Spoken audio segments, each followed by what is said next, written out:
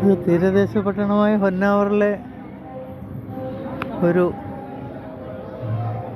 ഓഡിറ്റോറിയമാണ്. ഒരു കല്യാണം നടക്കുന്നുണ്ട്, അതിന് പങ്കെടുക്കാൻ വന്നതാണ്. ഈ ഒരു പ്രദേശം എന്ന് പറയുന്നത് നമ്മുടെ ചുവന്ന മണ്ണ് സമൃദ്ധമാണ്.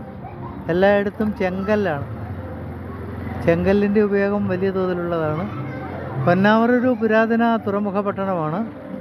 അതിൻ്റെ ഒരു ഭാഗത്തുള്ള ഒരു ഓഡിറ്റോറിയം ഇപ്പോൾ പുതുതായിട്ടും മലയും കുന്നമൊക്കെ വെട്ടിക്കീറി പിന്നെ പുതിയ നിർമ്മാണ പ്രവൃത്തികളൊക്കെ നടന്നു വരുന്നുണ്ട്. പിന്നെ അതുപോലെ തന്നെ പിന്നെ ഇപ്പോഴാണെങ്കിൽ ഈ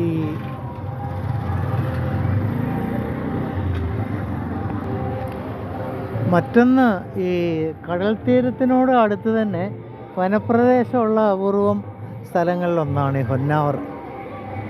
ശരാവതി നദി കടലിൽ ചേരുന്നത് ഈ ഹൊന്നാവറിൽ വെച്ചാണ്.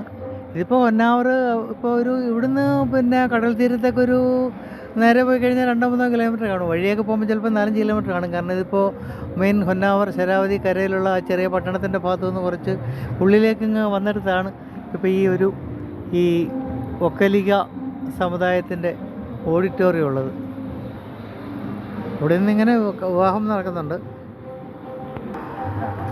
അപ്പോൾ ഇവിടെ ഭട്കൽ പിന്നെ അതിൽ മുരുടേശ്വറിലേക്ക് പോകുന്നതാണ് ആ കാണുന്നത്.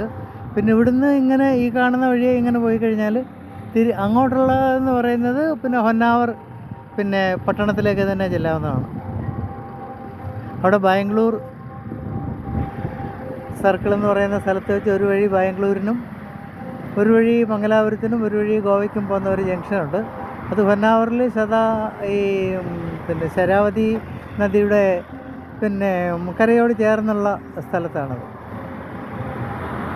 അത് പുരാതനമായ തുറമുഖ നഗരത്തിൻ്റെ പിന്നെ ഭാഗമായതുകൊണ്ട് തന്നെ അവിടുന്ന് പലയിടങ്ങളിലേക്കുള്ള അന്നത്തെ ട്രേഡ് റൂട്ടുകൾ പ്രത്യേകിച്ചും ബാംഗ്ലൂർ പോലെയുള്ള തന്ത്രപ്രധാനമായ സ്ഥലങ്ങളിലേക്കും ഇവിടെ കാരണം ബാംഗ്ലൂരിന് കടലില്ലാത്തതുകൊണ്ട് ഈ കർണാടകത്തിൻ്റെ വിവിധ തീരങ്ങളിലുള്ള ഇടങ്ങളിൽ അതിലൊരു പ്രധാന ഇടം ഹൊന്നാവറായിരുന്നു. ആ ഭാഗത്തേക്ക് പിന്നെ ഈ കർണാടകത്തിൻ്റെ ഈ കടൽത്തീര ഭാഗത്തു നിന്ന് കിഴക്കൻ ഭാഗത്തേക്ക് ഈ ചരക്കുകൾ കൊണ്ടുപോകുന്നതിലൊരു പ്രധാനപ്പെട്ട ഇടം ഹൊന്നാവറായിരുന്നു. അപ്പോൾ ആ ഹൊന്നാവറിൽ നിന്നാണ് ഞാനിപ്പോൾ ഇങ്ങനെ വട്ടം കറങ്ങിക്കൊണ്ടിരിക്കുന്നത്.